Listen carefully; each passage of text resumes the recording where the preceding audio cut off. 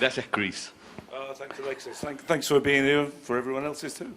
Por estar en esta fecha, a todos ustedes por haber venido. Estamos en fechas bien complejas para hacer espacio para conversaciones que no son urgentes para todos, así que muchas gracias por estar acá. Chris, should I speak in English? No. No, speak Spanish, and yeah. my AI assistant co-op will be helping. Or I can speak in English and you speak in Spanish. Next time. That's one of my big weaknesses. My 11 countries and only English. Oh! Bueno, Chris, me encantaría partir quiero escuchar algunas historias tuyas. Tú tienes un estilo bien particular para ser CEO. En términos, mira, tienes una historia muy potente, has pasado por 11 países, siempre y en varios de ellos haciendo innovaciones importantes. Te dedicas a hacer cosas fuera la naturaleza, Kilimanjaro, el sur, te gustan las bicicletas en bambú, ¿cierto? Cuéntanos, ¿qué cosas de tu historia han marcado tu mirada del mundo de los negocios en particular y tu estilo de liderazgo? ¿Algunas historias de tu vida que te hayan marcado? I've got to start really with my childhood, if I'm truthful. I think we all get sort of formed pretty early on in life. And I often get asked, well, where'd you come from? So, England. I always say, okay, near Manchester. But it's not. It's Wigan. 20 kilometres from Manchester, 20 kilometres from Liverpool. In 1959, when I was born, 66 years ago, it was, and still is, a tough northern town. Yeah. You got 3 chances of earning money. Work in a factory, work down a mine, or play rugby. And I've got to be honest, at the age of 14, 15, I thought, I'm going to do rugby. I will be that person. But I needed a job, so at 15 I left and started working in a factory and being pretty good at rugby. Came back one day and my teacher was there, my ex-teacher, talking to my parents. And Mr. Dykes, he was the rugby and history teacher. He said hello. I assumed he was there to wanted me to play for some game. He left, and my dad said, we got to have a chat. So I said, okay. He said, you're not going to make it at rugby. You need to go to night school. I said, yeah, but we know we can't afford to go to night school. I've got to work. And he showed me some cash. He said, your teacher, Mr. Dykes, has just given us this money. But he wants you to go to night school with it. And I've got to say, as a 15-year-old, you think, one, what do you mean? I'm not going to be good enough at rugby. That was my first thought. And then, but deep down, I think, I'm not. And then my second thought, somebody actually saw me. Didn't see the scruffy kid from a poor background.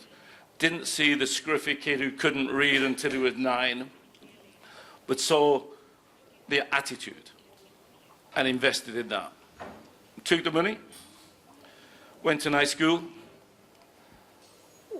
got to, I would like to say university, but it was a Sheffield Polytechnic, got a chemistry degree, and here I am.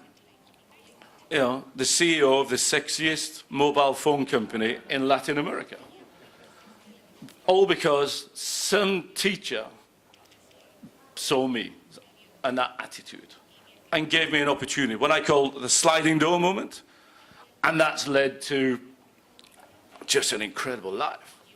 You know, 1995, decided to go to Asia. You know, the Asian boom. Went to Vietnam, went to Singapore, had my first child. then Malaysia. And you see these incredible countries that you only hear about when you're living in Wigan. And but I lived them. So each one of those leaves its mark, positive and negative, and you learn. So every 3 or 4 years for the last 30 years, I've arrived in a different country.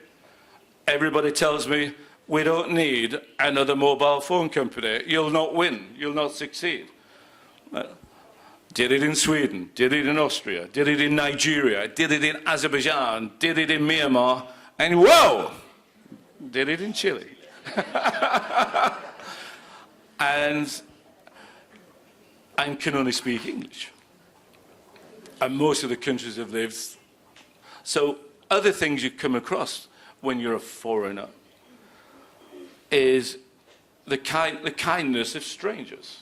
I mean, your title is the good of society, or the common good. And unfortunately, I would say the media paints and amplifies the negativity.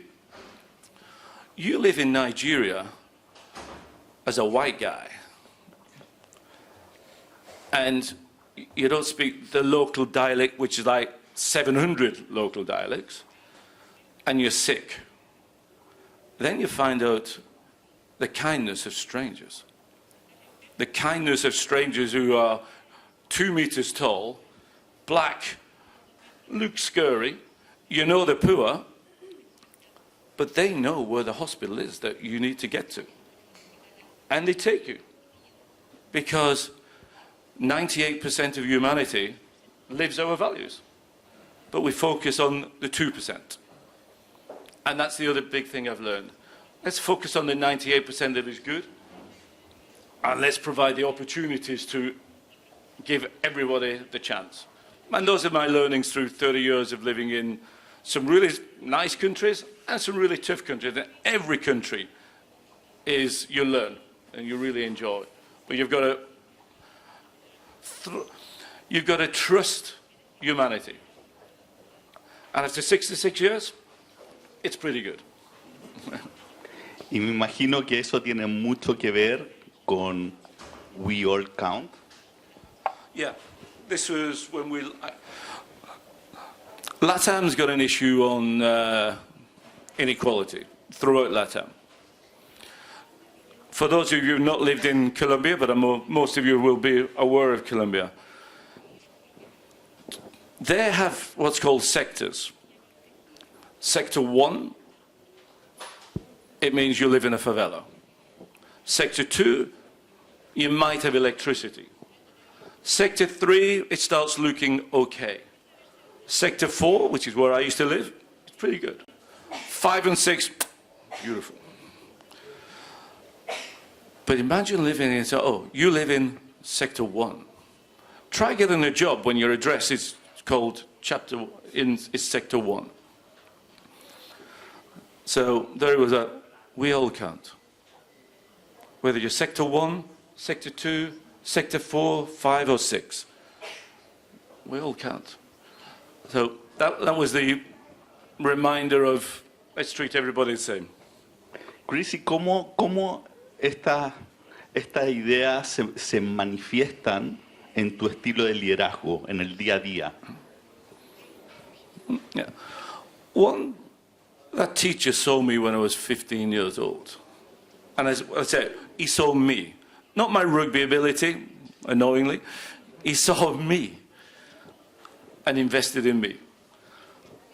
And therefore, having taken the opportunity when I'm in Nigeria or I'm in Poland or Myanmar, don't look at the address. Look at the attitude. Look at the passion. And our role as leaders, whether you're political leaders or business leaders, we've got to create that opportunity. Your role is to have the attitude to take it. And I got out of Wigan, and I want other people to get out of their predicament. And that means we've got to invest time and people have got to invest their commitment. I say in Colombia, it takes 9 generations to go from sector 1 to sector 4, 250 years. Unless there are people like that teacher who got me out. How do we do more of that? So that's what's formed my management style. Me imagino que eso tú lo logras, logras inspirar al management que está alrededor tuyo a través de tu modelar, ¿cierto? Eso. ¿Cómo haces para que eso se incorpore en la cultura de una organización que tiene miles de trabajadores? ¿Cómo eso permea hacia abajo? We got 4 words, and that's our values. Innovation.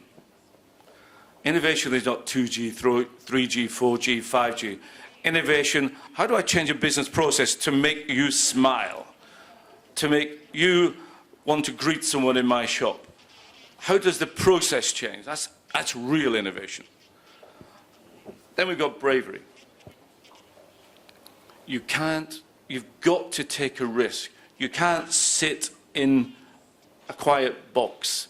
You can't sit in a nice corporate office on the 15th floor. You've got to put yourself out there. You've got to invest money. You've got to, will it work? Oh, will that brand offend too many of the wrong people? Got to take the risk. You've got to be brave. You've then got to have passion. I say, when I'm interviewing people,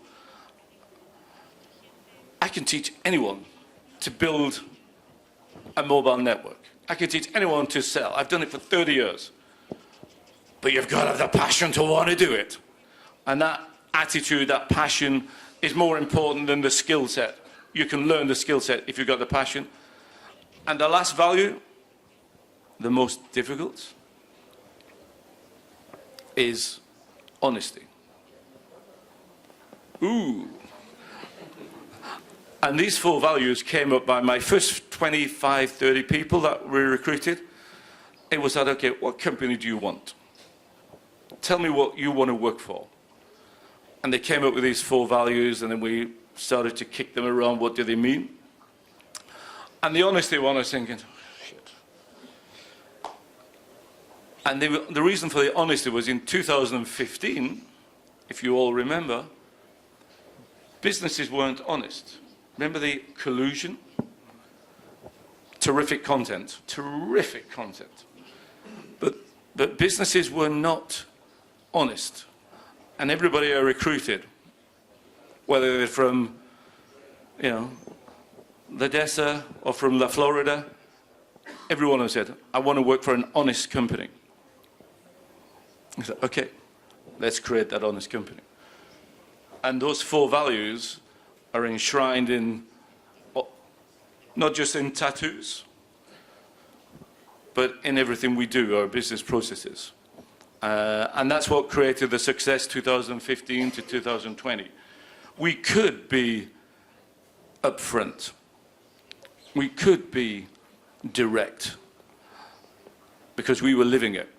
And then when we stopped to live it, when the owners got greedy, when I left, 2022, 23, and 24, greed crept in. And it went into chapter 11. So when you live the values, you build the culture. The most successful company I've ever launched was WOM Chile. The only company I've been involved in to go into chapter 11, WOM Chile. How can that be? Because the values built the strength, and then greed. Now we're building back up now. I've been back 6 months since chapter 11, getting back to the roots, getting back to the culture, getting back to living the values. And that's what creates success.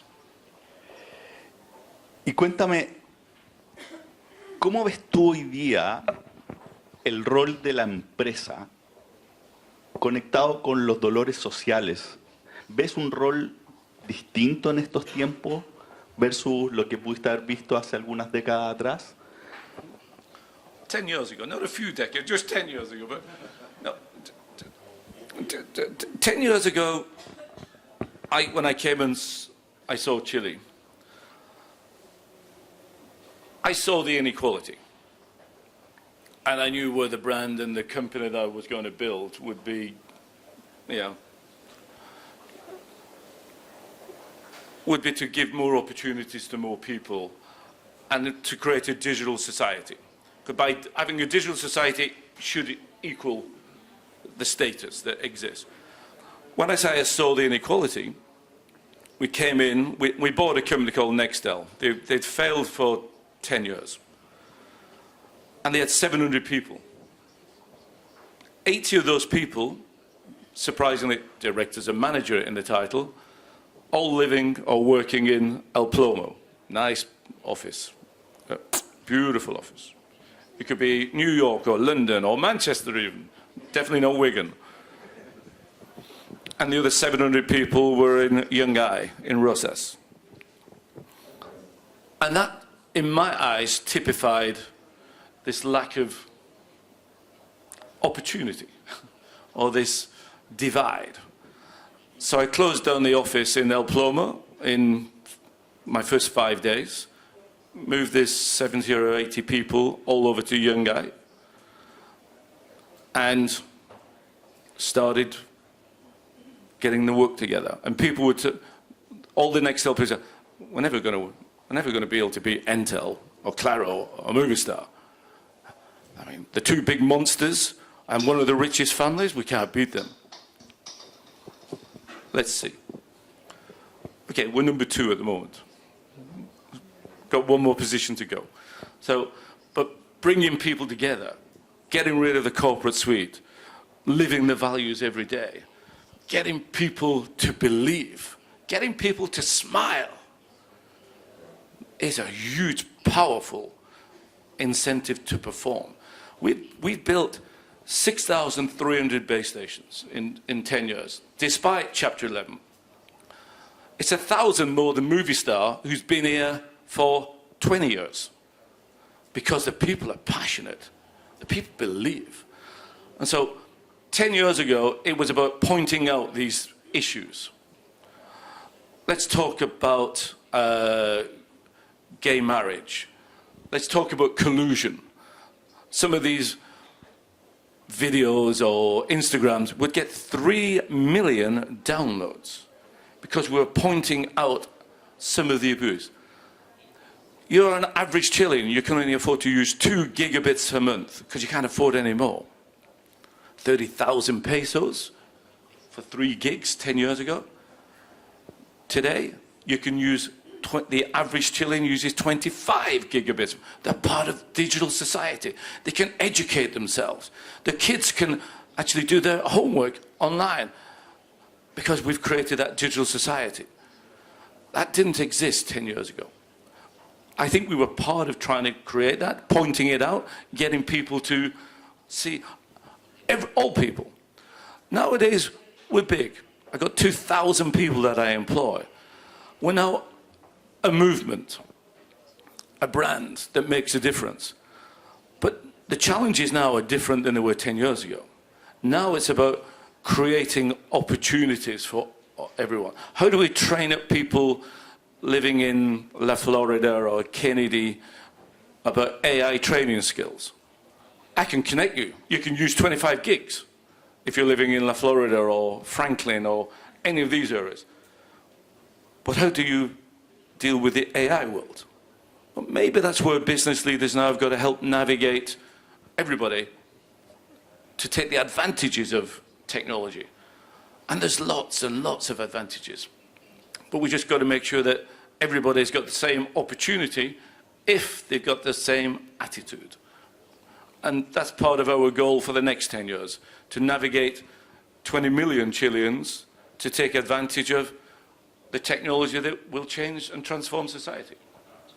Y en ese sentido, si la conectividad es prácticamente un derecho, ¿qué obligaciones morales crees tú que tienen las empresas del sector, más allá de la ley? It's not just I don't see it as an industrial. I don't see it as something just akin to the telecoms industry, the leaders of the telecoms industry. I think leaders of businesses, and to be honest, political leaders, we have an obligation and a responsibility to make 20 million Chileans' lives better, and to give more opportunities. I'm lucky, I'm privileged. I am a CEO of a big-ish company. Therefore, we can do our bit, not just giving you connectivity, making your phone work, repairing your phone when it doesn't work. But, you know, I need to create a wealthy Chile so that the customers will pay me more. So it's that positive circle. And for them to be wealthy and to feel that they've got opportunities and to take advantage of the opportunities that AI and technology gives, we need to navigate and help them. So I don't want to say too much about what we do individually in this space, but about 3 or 4 weeks ago, Valeria and I were, and 82 WOMers were at the school in Puente Alto. You guys know more about Puente Alto than I know, but 82 of my WOMers for the last 3 months had signed up to be mentors to kids between the ages of 14 and 17 to help them navigate into a technical career. 82 of my people had given their time to do that. Anyway, these guys, including Valeria, said, "Oh, can you come over to the school and inspire the kids?" Okay. English, Spanish will be a challenge, but we'll cope. I tell you, I left that school about 4 hours later. I hope the children were half as inspired as what I was. I left that school. I mean, the kids were hungry for information. They were, you know, polite. 10% could speak English. So, oh my God, I can't speak Spanish. Terrific, terrific. How do we expand that? And that's the role of leaders. That's the role of people who have a profile. How do we inspire kids, people, to make the most of their opportunities and provide opportunities so they can do? Tú decías, trabajaste en crear una compañía con estos ideales. Luego, los accionistas, un tanto ambiciosos, ¿cierto?, retiraron $400 millones de WOM, Chapter 11, y ahora vuelves tú a reconstruirlo. Dos preguntas. La primera, esta visión del líder empresarial buscando el bien común, el bienestar del país, ¿tú crees que está bien asentada en la sociedad? ¿Es un estándar entre los líderes empresariales o tenemos un trabajo que hacer? Y segundo, ¿qué va a ser distinto en ti en esta nueva versión de WOM? On the first question, as I said, we talked earlier, I've lived in 11 countries, and I think we started at the beginning. 98% of humanity lives the values, you know, the human values of wanting to help. 2% are pretty bad guys. That's my view, whether I'm in Sweden or I'm in Nigeria. So humanity is pretty good. Leaders go through cycles, or the leadership role is cyclical. We need more leaders who stand up and be counted. We need leaders who actually don't focus only on the quarterly results. We need leaders who actually build societies. Without society, without a wealthy Chile, WOM is not going to get wealthier. So don't get wrong, it's not charity. I do this because I want wealthy citizens who will pay more to use all the services we provide. leaders need to focus on we've got to create wealth within society, not charity, wealth.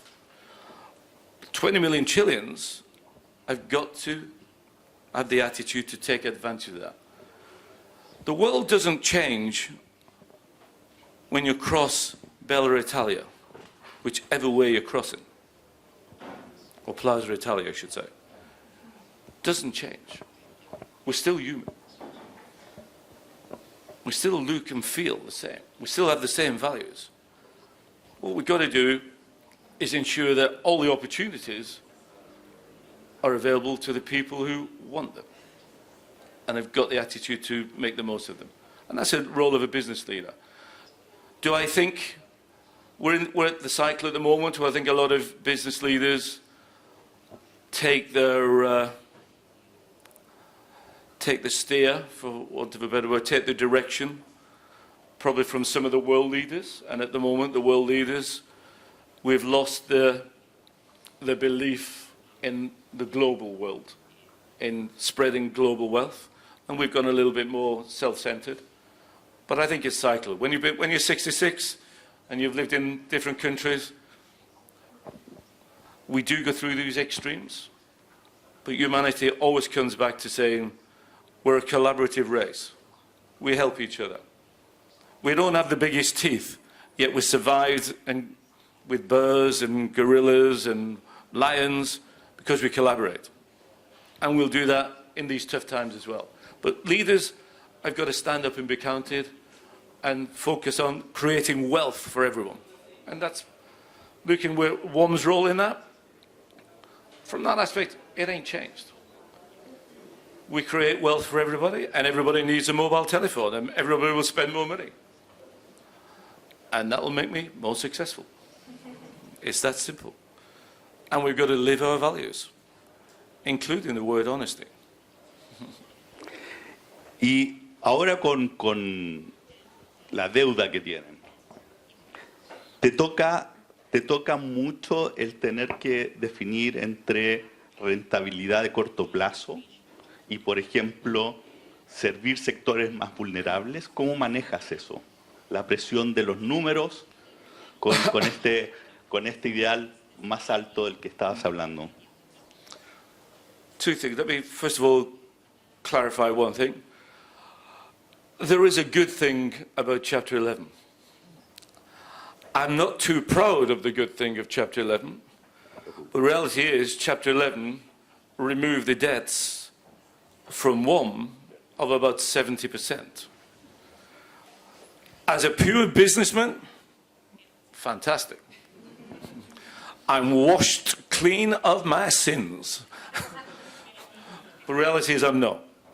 It means also some of the contractors, the Chilean guys who built the concrete, the guys who went out and built towers, the guys who provided the services, took a big hit.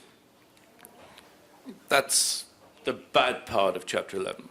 But the good part is financially, I've probably got one of the strongest financial balance sheets in the industry. But we've got to be honest. We have to be careful. We have to have governance. We have to follow corporate governance. So, good news, I've not got shareholders anymore who are greedy. But they do want me to give a return.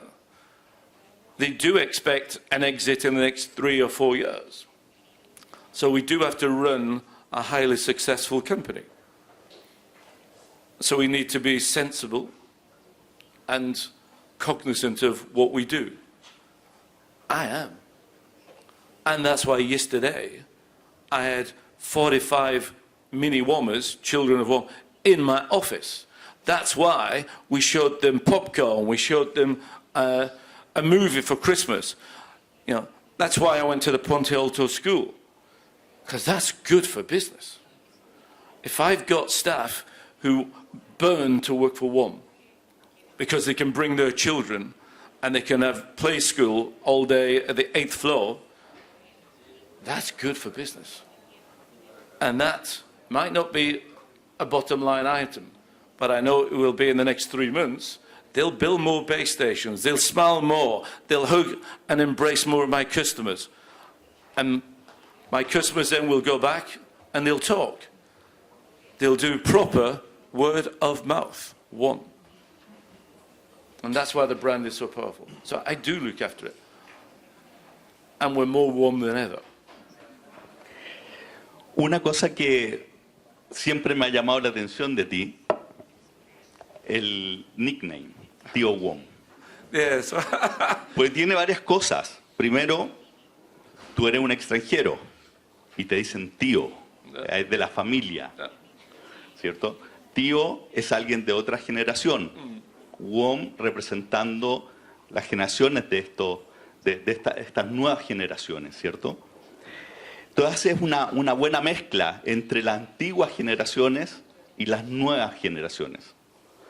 Me gustaría saber de dónde viene esa energía y cómo eso se manifiesta no solamente en la publicidad, en el marketing, en la comunicación, sino que dentro de la empresa. First of all, let me say on the Tío WOM, I would much rather be known as George Clooney, but I got Tío WOM. So, and the story where it came from, strangely, and I do find it strange, I go to work every day on the metro. And I think we did a couple of adverts or spoof videos where I was part of it. So then people would take a picture, travel in the metro with Tío WOM. I thought, no, they mean George Clooney. They mean George Clooney. And suddenly it became a phenomenon. And it is bigger than I would have expected. That's how it came. And I didn't realize it was such a surprise for a CEO to be on the metro, but it apparently is. But in terms as a foreigner, looking at Chile, or looking at Vietnam, or looking at Nigeria, yes, I don't speak the language, which is a real crying shame. But as a foreigner, you see things that you guys don't. You know, you guys, the metro is just full of pickpockets and things like that. No, I go every day. It's okay. But it's better in London. No, not better in London. I can make a phone call to my kids, a video phone call to my children every morning. One of them's living in Amsterdam, one of them lives in London. But if the child living in London is on the metro, I can't speak because it doesn't work in London. It works here. 5,400 meter mountains, wow. Big tall buildings, Costanera just down the road. Your engineers built that in a world's biggest earthquake zone. Are they crazy? But you've got that level of talent and that level of confidence. I can see that. I think hopefully there's 2,000 in my WOM are starting to see it. My wife sometimes doesn't see it. It's the glass half full. Start to see what you do. Start to see what you've got. You've got a lot. You've got terrific institutions. Despite me fighting with them for the last 10 years, they work. They work. Not always the case in a lot of countries, including Europe. Your talent. Your universities are good. What we need to do as leaders, how do we get the talented Chileans that left to go and live in Spain or to go and live in America, how do we get them back? And you get them back by creating opportunities that they want to get involved in. So you've got the talent, you've got the institutions. That's why investors need to hear that story. Part of my role is to tell investors, why have I chosen Chile as my life? Why have we got 25% market share? Why did we have the resilience to go through Chapter 11? Why did the big bad bondholders recruit me? Hell, they're capitalistic as hell, aren't they? But they wanted me because they want WOM to succeed. They believe in the WOM purpose. they believe that WOM did make a difference. We're connecting the unconnected. And they know that will make Chile wealthier. And that will prepare Chile for the AI world. Now, how do we do that? And create those opportunities for more people. Even the guys living at the wrong side of Plaza Italia. Déjame seguir un poco con esta conexión, con estas creencias de estas nuevas generaciones que usted ha leído muy bien. La comunicación está muy conectado con las creencias de las nuevas generaciones, temas de equidad, colaboración y otros. ¿Cómo eso se manifiesta? ¿Hasta dónde se manifiesta de eso dentro de WOM, con los clientes, con los proveedores? ¿Hasta dónde llega eso? ¿Y cómo haces para que realmente se viva y no sea algo declarativo?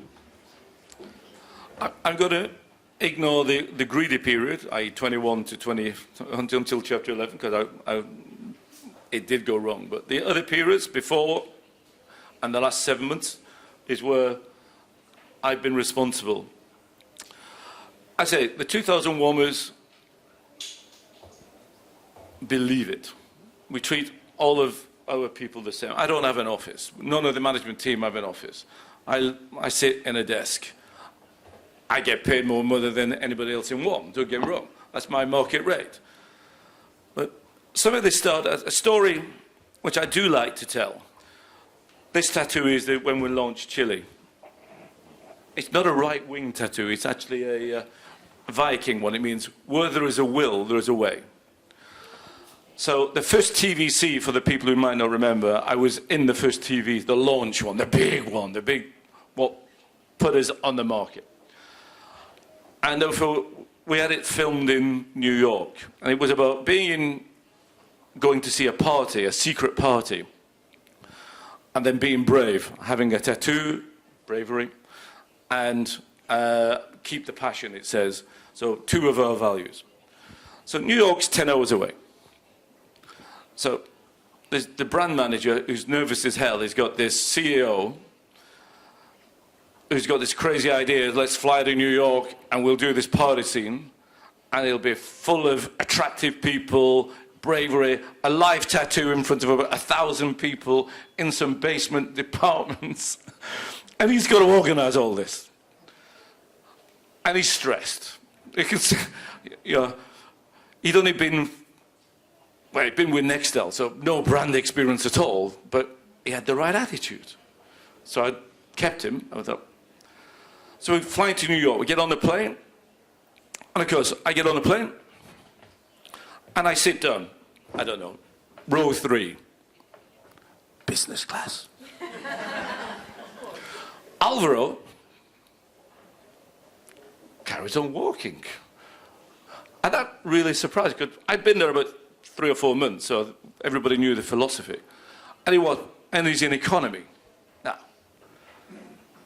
I'm going to New York to have a party and a tattoo. That's easy. I've got 12 of them. So he's going to work and organize 2,000 people for the party, attractive, smiling people who can do the right thing, and the tattoo artist who will use the right black, etc., and the right purple. So he's really stressed. So I go over to Alvaro, I say, look, you get at the front, you go to sleep. I can cope. We land at the other side, ring up my HR director. What's our travel policy? Oh, sea level, business class. Everybody else, economy. Well, that's not very we all count, is it? Those things change. We changed the travel policy before we came back. More than 6 hours, it's everybody flies business class, including the 66-year-old CEO. And if it's less than 6 hours, we all go economy.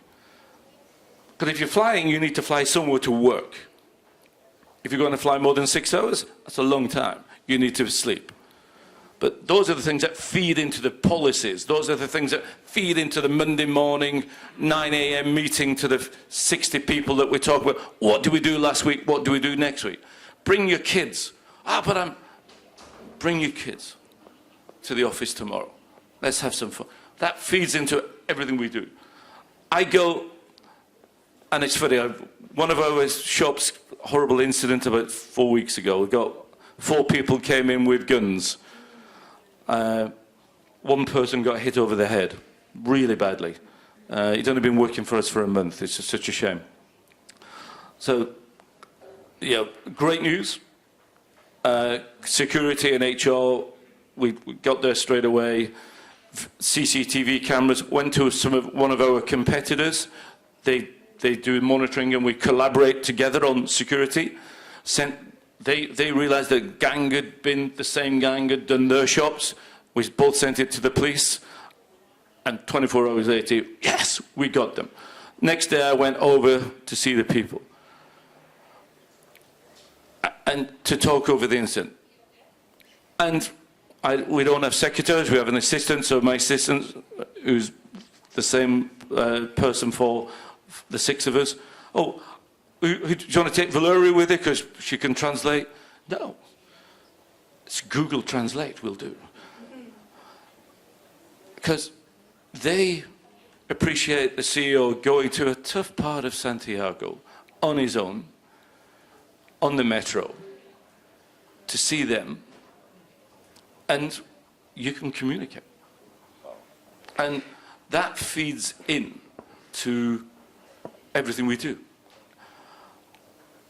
I can't take back the debt that we didn't pay the suppliers. That's legally done. But we can treat them with respect, and we can work with them, and we can build them again. We're building base stations now. We're getting thousands of customers every day because it's Christmas. There's a great promotion today, by the way. Chris, te quiero hacer 2 preguntas más y abrimos para preguntas de quienes nos acompañan. La primera, ¿qué prácticas internas o desafíos internos no has podido cambiar aún para que WOM sea la empresa en el camino de la conciencia y del bien común que tú estás hablando? Esa es la primera. Respóndeme si te hago la segunda. Yeah, I think it's about getting everybody's ideas on the table. I mean, a guy came over to me and said, "Oh, who do I speak to on innovation?" I said, "Any of the 2,000 people. I don't have an innovation department." Now, I've got to be honest. My statement isn't 100% correct. What we need to do is empower more people. In Chile, and I will say in Chile, but I think it's Latam and it's a lot of the places, always the CEO. He said something. I need to tell people, if I say something which is stupid, for God's sake, don't do it. Just say no. And to get people to come up with their creative ideas. I don't speak Spanish. I have a Chilean wife, but I don't fully understand Chilean society. But you guys do, so to get the people more involved, to use the business speak, empower the people. We need to do more of that. And I've not quite unlocked that. There's still this, the CEO. I try to break that down, but it's some work to do.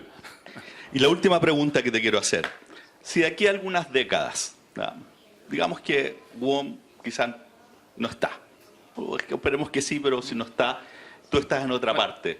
¿Qué marcas, qué diferencia esperarías que haya hecho WOM que queden en la sociedad y tú como líder de WOM? El legado. The big business can do the right thing and be successful. 10 years ago, big business didn't believe they could. I do believe already we've shown by doing the right thing, you can be successful on the stock market or whatever KPI performance criteria. Do the right thing and good things happen. Do the wrong thing and you go into chapter 11. Greed ain't good. And I believe, 10 years ago, we highlighted some social change issues. Now, gay marriage. Oh, I think we were the first to show two male footballers kissing on TV. Shock horror. That wouldn't shock horror anybody these days. 10 years ago, I was accused of, some of my mail was not pleasant. But great, it's normalized. So I think we've tackled a lot of those issues. We've created the digital society. It's not, do I eat or do I use my mobile phone anymore? I can do both. Great. So now everybody's got the opportunity to be part of the online. And we've done that by doing it the right way, by treating our people, our customers, the right thing. Now, the great news, or disappointing you could argue, is the competitors realized, damn, it works. They lowered the prices. They improved the service. Great, for 20 million Chileans. And we've just got to get up half an hour earlier and come back at them. That's part of what we've done. So I think in 10 years' time, I want to be able to look at Chile. I will be at WOM. WOM might still be here, but probably not me. I will have retired for the 4th time. But I want to be able to look back and think, we did it. We actually did our bit to deal with security, get the growth, and deal with inequality. Those are the 3 issues that Chile faces, and I think those are the 3 issues that business and WOM can deal with. Let's see the technology vision. We've got this next 4 or 5 years, not through the political cycle, which I know you guys are probably thinking of the political cycle, I'm in the technology cycle. AI will change society. Huge opportunities. My kids are lucky. When I say kids, they're 28 and 30 years old now. But, born in Singapore, born in Malaysia, they've seen the world. They've seen Paris, they've seen Kuala Lumpur, they've seen the Atacama Desert. Not every kid can do that. I understand. But wow, augmented reality, 3D glasses. Wow, how do we inspire kids? This is what a safari is like. We don't have to hurt the animals and put them in a zoo.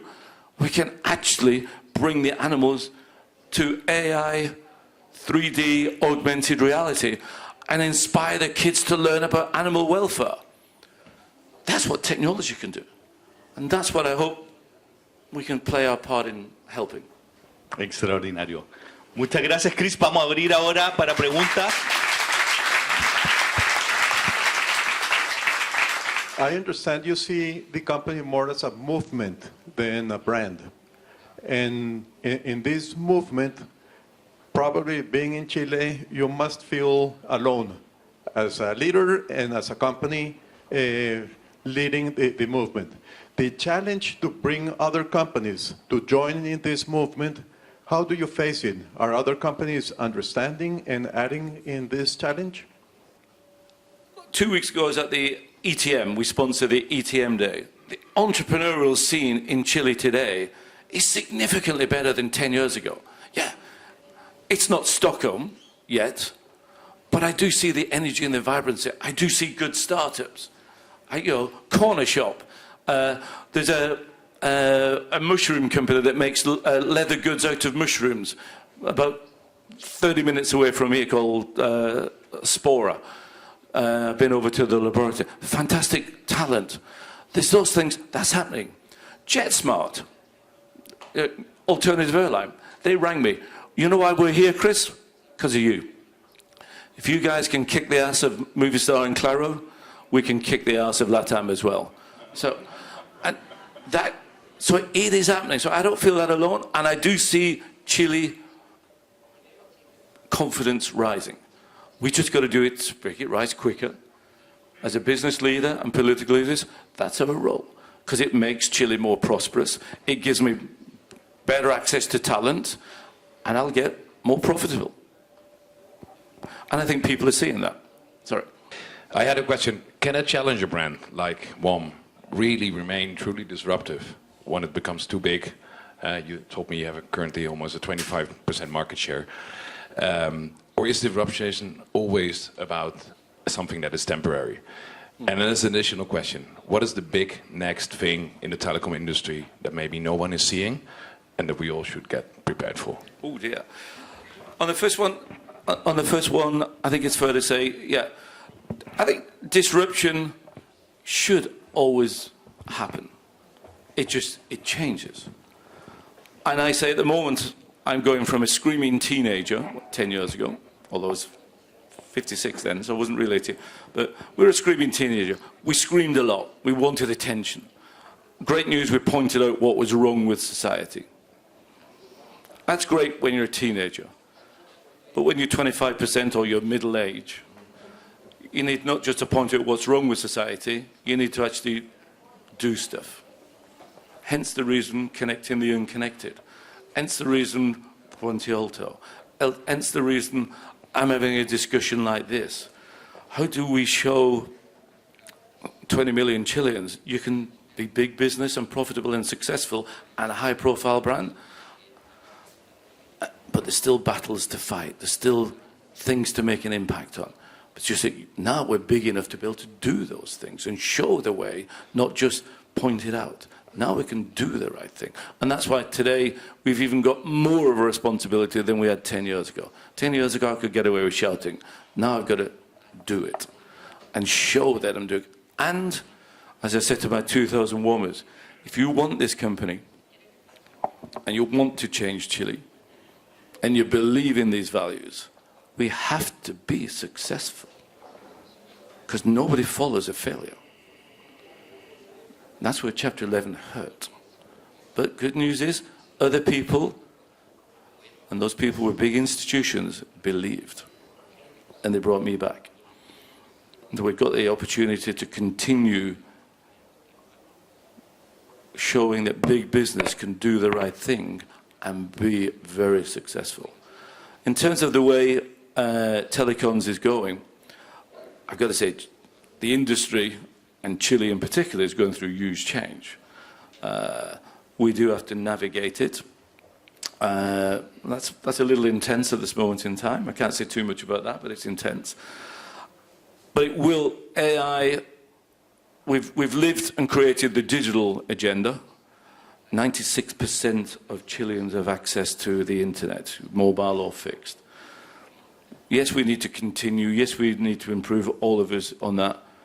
But then how do we stimulate, inspire people to make a positive impact on AI?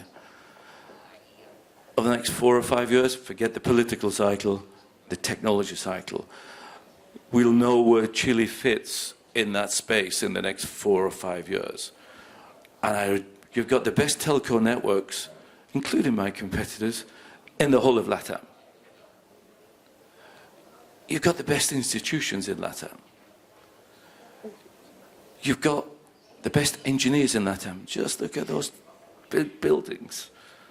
How do we use that and navigate our 20 million Chileans to take advantage of what's being thrown at them, to use innovation, to be the technology hub, to be the place that people look and say, wow, I want to invest in Chile. You've got the raw ingredients, and I think you've got the desire, but part of our role as leaders, we've got to bring that out, inspire everybody to do more, get the big rich families to reinvest, get the big guys, global guys, to see the positivity of the talent here in Chile and the potential. I do often hear, it's too small, we're only 20 million. I've lived in Singapore. My child was born in Singapore. 5 million people. They had a world-class telecommunications R&D center in 1995. They didn't say, well, we're too small. I've lived for 8 years in Sweden. There's only 10 million people in the world speak Swedish, and they all, surprisingly, live in Sweden. They don't say, we're at the end of the world, it's a bit cold, it gets dark in November. No, they built Ericsson, Minecraft, Spotify, IKEA, H&M, Ericsson, Volvo, Saab. You know, AstraZeneca. It's really cold in Sweden. How the hell did they do that? Because they had confidence and trust in each other. You've got 20 million people, 700 million speaking Spanish on your neighborhood. Okay, I'm including the Brazilian Portuguese, isn't that? But wow, what do you want to do from Chile for LATAM? You got the talents, you got the engineers, you got the language, you got the resources, copper, lithium. We're just missing the vision and the belief. And that's part of what I see as a foreigner, and I somehow need to just crank it up a little bit in you 20 million Chileans. But we'll get there. We'll get there. Maybe I'm appealing to your Tío WOM feature with this one. I know WOM provides easier and cheaper access to diverse types of information and communications, which I agree is highly desirable. And also it's very good for business, of course. But as a mother of two young women, I wonder if your company is proactively addressing the social and psychological impacts of undiscriminated use of social media and internet through the services you provide, especially with teens. One, there's no doubt about it, we could do more. Sorry, we could do more as an industry and as a company. If I'm perfectly truthful with you, I put on my link, I'm relatively active on LinkedIn. And I've also lived and worked in China. And I put on my LinkedIn account, okay, the Chinese get hammered for TikTok. But in China, they limit below 16-year-olds to 2 hours per week on social media. And I put on my LinkedIn account, good or bad? Overridingly, there were 200, 300 comments I got was, the state should not get involved in what my children can see. I am a parent. Now, I'm a parent as well. It is difficult. Australia's just done no one under 16, and the kids will somehow get round it. It's complex. I don't think it's just my responsibility. I provide the connectivity. I would say a lot of the content on social media is dangerous. And I say that quite a, excuse me, a personal problem. My son tried to commit suicide. Now, was it social media? I don't know. But it didn't help. Good thing, the only thing that my son has ever failed at is committing suicide. So he's still alive and kicking. But yeah, social media I think played a part. He was 21, got in his car at 6:30 in the morning and drove it into a wall. Good news, he was saved. But yeah, I'm with you. But as parents, we've also got responsibility. I don't know if it's my role. I think the content there does need to be moderated better. But it is a problem. I'm sorry for getting emotional there, but that's... It's a point I have a lot of sympathy. But I don't think it's my role as the CEO of WOM. But I think it is the role of all of us, including the government, of how do we want to deal with this, and including parents and the education system. So sorry about that.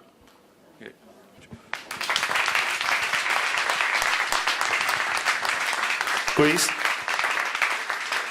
we are closing this 2025 season of El Bien Común with you, and it is very difficult to think on a business leader that represents better what we at the observatory are promoting.